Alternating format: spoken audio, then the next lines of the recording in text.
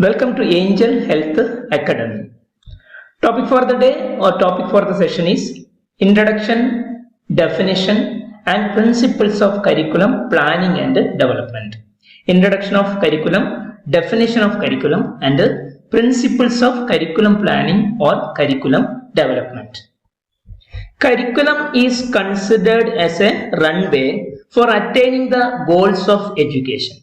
So, to achieve the goal or objectives of education, curriculum is the runway or it is a path, okay? It is a road. So, curriculum is a runway for attaining the goals of education.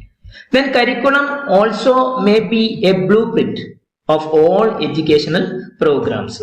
So, it is a blueprint of the educational programs. Curriculum guides both teacher and students in all educational processes. So, this blueprint or the runway which guides the teacher and students or which guide the teachers and students in all the educational process or programs. Thus, it outlines what the learners are expected to know, okay, as a knowledge, okay, what the learners or students are expected to know or to understand what they have to study, okay, what they have to understand during the particular course or the program of a specific course, and what they are able to do after the completion of that particular or specific course or the educational programs. For example, after BSc nursing, what all the things they have to do, what type of patient care they have to give. So, it outlines what the learners expected to know about both the theory and the practicals, and what they have to understand from all the theories, and what skills they would need to render or able to do the services after the completion of a particular or specific course or program, that is educational programs. That is about the introduction about curriculum.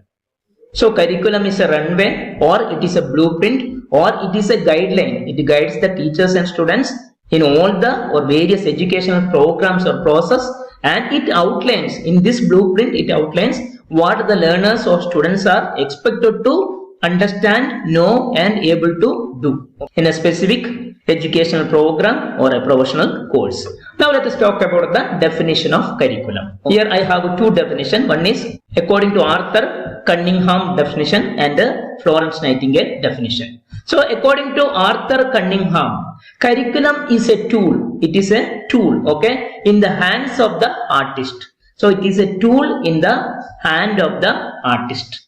To mould is material, okay, to make changes in his material according to his ideas, okay, according to his ideas in his studio, okay. So according to Arthur Cunningham, curriculum is a tool, okay, it is a set of activities, both theoretical and practical activities. So it is a tool in the hands of the artist. Here artist means the teachers, okay, in the hands of the teachers. To mold or mould, okay, to make changes, okay, is material, that is pupil. Material is nothing but the scholars, students, okay, according to his ideas, according to the aims and objectives of the education. Ideas means according to the aims and objectives of that particular educational program. In his studio, studio means the school or educational institution or organization, okay. Thus, according to Arthur Cunningham, artist means teacher, material means student, ideas means aims and objectives, studio means school or any education institution, okay, or BSc nursing college, okay. Then tool means the total activities that comes under the curriculum, okay. So curriculum is a tool in the hands of the artist to mold his material according to his ideas in his studio. Second definition is according to Florence Nightingale. Curriculum is a systematic arrangement of a sum total of selected experiences, okay, that is theory and practices, planned by a school or a university for a defined group of students, or a specified or defined group of students, to attain the aims of a particular educational program, or to achieve the aims of a particular educational programs or its set goals and objectives. Now the most important part of the session is principles of curriculum planning or principles of curriculum development. The principles of curriculum planning and development both are same. The principles of curriculum planning or principles of curriculum development guide the educators or the teachers in designing an effective and relevant appropriate curriculum. Okay, so we have to apply certain principles both in curriculum planning and development, which guide the educators or the teachers in designing, okay, an effective and relevant appropriate curriculum according to the specific need of the students of that particular educational program. In nursing education, these principles, okay, principles of curriculum planning and development ensures or make sure that the curriculum is well structured, okay, well organized. Then it is student centered. It is based on the need of the students and aligned with the healthcare demands at present, okay, healthcare demand of the society, or healthcare demand of the nation and international level. Okay, in nursing education, these principles ensure or make sure that the curriculum is well structured, well organized, and it is student centered or student oriented, okay, and which is aligned, which follow or which balance with the current healthcare needs of the people or healthcare demands of the public. Now let us talk about the important or most important key principles of curriculum planning and curriculum development, or curriculum planning or curriculum development. So the key principles of curriculum include, there are 10 principles. First one is goal oriented. Second one is learner centered or student centered. Third one is relevance. Fourth one is integration. Fifth one is flexibility. Sixth one is sequencing and continuity. Seventh one is balance. Eighth one is evaluation. Ninth one is collaboration. And last 10th one is inclusiveness and diversity. So these are the 10 key principles of curriculum planning and development. For the easy understanding of these key principles, I have made a mnemonic. That is, girls are flexible in CBI inquiry. Girls, you see that it is a capital letters GIRLS. Girls are flexible in CBI inquiry. Under girls, G stands for goal oriented. I stands for integration. R stands for relevance. L stands for learner centered. Then S stands for sequencing and continuity. Then flexible in stands for flexibility. C stands for collaboration. B stands for balance. I stands for inclusiveness and diversity. Then last, inquiry stands for evaluation. I hope this will help you to remember the key principles of curriculum planning and curriculum development. Now let us discuss in detail about these 10 principles. First principle is goal oriented. As the term indicates, curriculum will be planning and implemented based on its goals and objectives. So curriculum planning should be based on clearly defined goals and objectives. So for all the type of curriculum, for any education program, we have to make a clear-cut goals and objectives. Thus, curriculum planning and development should be based on the clearly mentioned or set defined goals and objectives. These goals should reflect the, or objectives should reflect the desired knowledge. What are the knowledge or information or the theory that the student should know? Okay, then what are the skills and what are the attitudes? That is positive attitudes, healthy attitudes towards the patient care that students need to develop for professional nursing practice or professional nursing education. Okay, thus goal oriented means curriculum planning should be based on the clearly defined or identified or determined goals and objectives of that curriculum. For example, nursing curriculum, we should have a clearly defined goals and objectives. These goals and objectives should reflect or that helps to understand or to know about the desired knowledge or theory of the nursing, and skills, clinical skills and experience, practical skills and experience, and the attitude, a positive attitude to render the patient-centered care. Okay, that the students need to develop at the end of the program, educational program. Student must need to develop this knowledge, skill, and attitude for professional nursing education. The second principle is integration. Okay, completeness. A well-planned curriculum integrates. Okay, it includes both theory and practice. which ensure, okay, that is ensuring, make sure that knowledge gained in the classroom theory is applied, okay, coordinated in the clinical setting to render the quality based nursing care. Okay, a well planned curriculum should or must include both theory and practice, ensuring that the knowledge gained in the classroom or theory classes, okay, is applied, okay, is rendering while doing the patient care or in the clinical setting with the clinical practices. Then interdisciplinary learning and the connection between the various subject areas should be promoted in the curriculum. That is the integration. Okay, so interdisciplinary learning means we have 5 specialty in the nursing. So the knowledge from one specialty could be applied in the another specialty. Okay, for example, learning the foundation of nursing, okay, that would be included sociology, psychology, etc. Okay, to understand better about the patient. Then in another example, anatomy, physiology and microbiology well applied or integrated with the adult health nursing or medical surgical nursing. Like that it has to be connected. Then communicable disease and non-communicable disease from adult health nursing or medical surgical nursing well applied in the community health nursing. MCH from the OB well applied or connected or integrated with the community health nursing. Okay, like that interdisciplinary learning and interdisciplinary connection between the various subjects should be promoted. That is the principles of integration. Integrating the subject into theory into practice and from one discipline, one specialty to other specialty or one subject to other subject. Then third principle is relevance. Okay, appropriateness.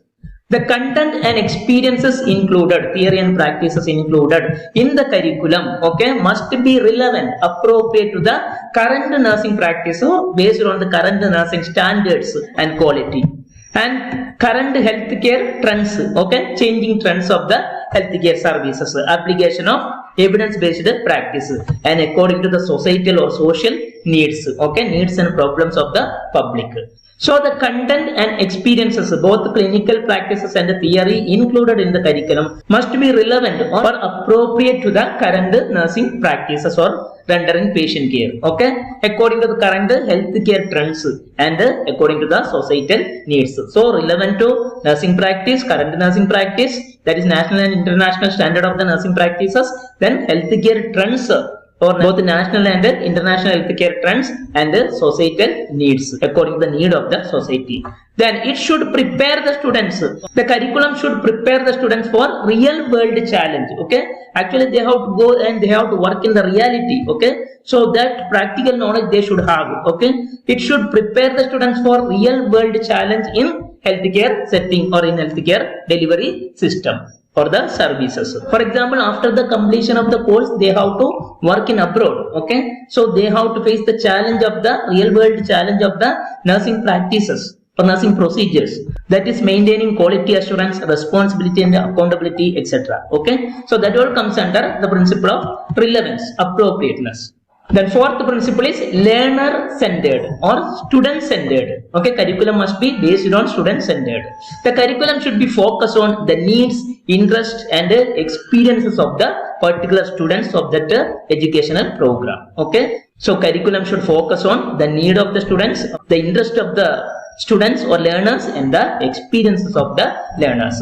It must be accommodate different learning styles. Okay, there would be different teaching styles or learning styles, okay, in the classroom setting or in the field setting or in the lab, skill lab, etc. Okay, and it must foster the critical thinking or logical thinking experience in the students.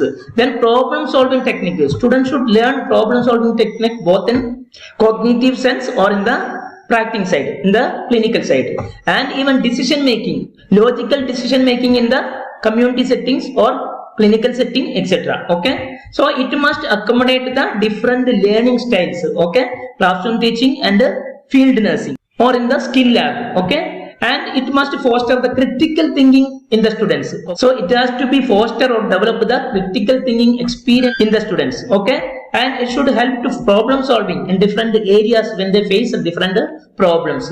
And of course it has to be improve the decision making abilities or logical decision making abilities in the students in different situations or during different incidents. Okay, so the curriculum must be focused or based on learner centered or student centered. Then fifth one is sequencing and continuity. Okay, sequencing means from first year to second year to third year, and third year to fourth year.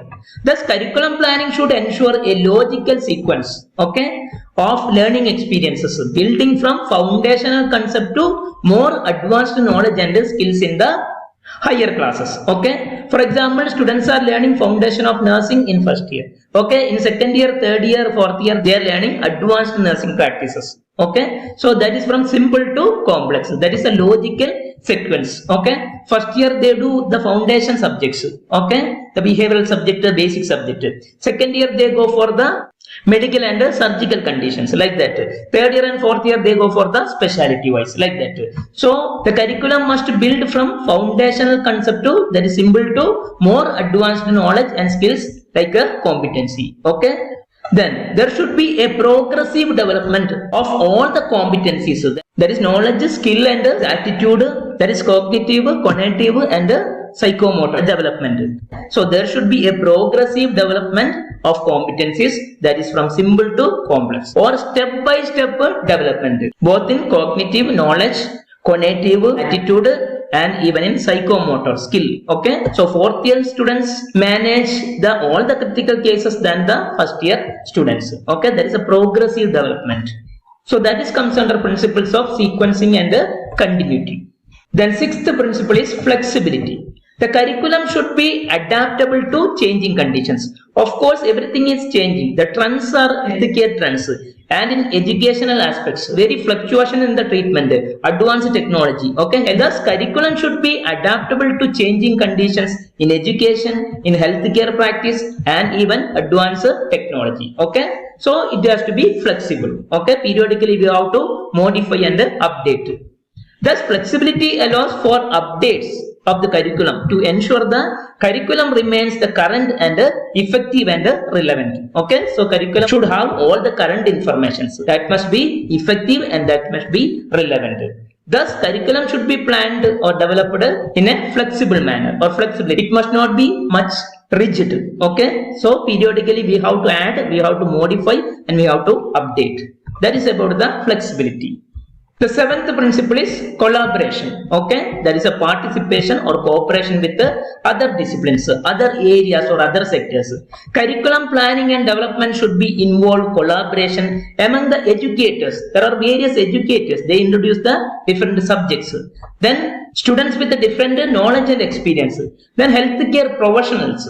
Okay, the nurses or other healthcare personnel and other stakeholders. Stakeholders are nothing but they are the owners of the different hospital organizations. Okay, hospital, clinics, etc. So they know many things about the trends of the healthcare services or trends of the healthcare. Okay, so it has to be collaborated with among all these people to implement a well-structured or well-organized curriculum. Thus, curriculum planning should involve collaboration among educators, students, healthcare professionals and other stakeholders to make sure that it meets the need of the community or society or the profession, and it maintain and uphold the standards of the profession and quality of the profession. Okay, and it is relevant according to the current needs of the society. So that is about the collaboration, that is cooperation and participation with other people such as educators, students, healthcare professionals or health personnel and other stakeholders. Then eighth principle is balance. So there must be a balance between the theoretical knowledge and the clinical practice. And students also must have the soft skills, that is communication skills, IPR, interpersonal relationship, okay, good rapport with the patient, and leadership quality to take the in charge of a ward, that is ward management, and to follow the ethical principles in the patient care. So there must be a balance between the theoretical knowledge and the clinical practices. Students should apply the theoretical knowledge in the clinical practice or in the nursing care, okay, or in the patient care. At the same time, they have to use positive attitude with the soft skills, good communication and leadership quality and following the ethical principles in rendering the patient care. Thus, curriculum should also balance the depth and breadth of the content. The content included in the curriculum that should be explained in depth, in detail, okay, and broad, because the theoretical knowledge of the students has to be incorporated, okay, has to apply in the clinical practice to render the evidence-based patient care, okay, and quality assurance and accountable patient-centered care, okay. That is about the principle of balance. The ninth principle is inclusiveness and diversity, okay, inclusiveness and diversity. The curriculum should promote cultural sensitivity, okay. So it has to give the importance of different cultural practices of the people, different cultural beliefs of the people, okay. All must be included, inclusiveness and respect for diversity of the people. So in India, people may live with a different diversity, different cultural practices and tradition and customs. That all has to be given respect while rendering the patient care. Thus, curriculum should promote the cultural sensitivity, inclusiveness and respect for the diversity. It should prepare the students to care for all the diverse or diverse population, different types of population with different culture and different traditions, different customs and different personality, okay, with varying their healthcare needs when they are admitted in the hospital. Okay, that is the inclusiveness and diversity. So curriculum should give importance of cultural sensitivity, inclusiveness and respect for different diversity. Okay. The last 10th one is evaluation.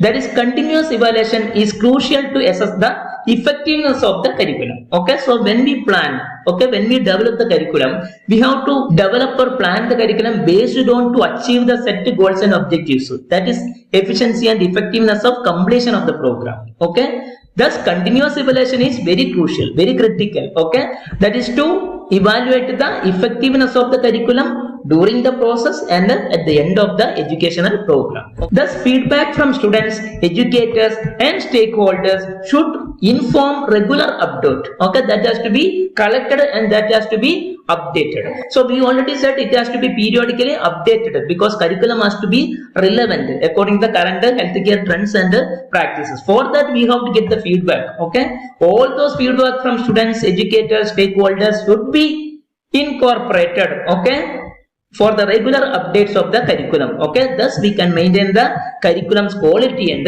relevance. Thus basic standards or professional standard of the nurses. So far we have discussed the key principles or important principles of curriculum planning or development. Okay, it includes goal-oriented, integration, relevance, learner-centered, sequencing and continuity, flexibility, collaboration, balance, inclusiveness and diversity, and evaluation. Okay. So thanks for watching. Hope this video really benefits in your studies and exams. If you feel it is really worth and beneficial, please like, share or subscribe my channel and stay tuned with the Angel Health Academy for the next and important academic video. And important thing is, don't forget to convey your regards in the comment box. And once again, thank you for watching my video. See you and take care.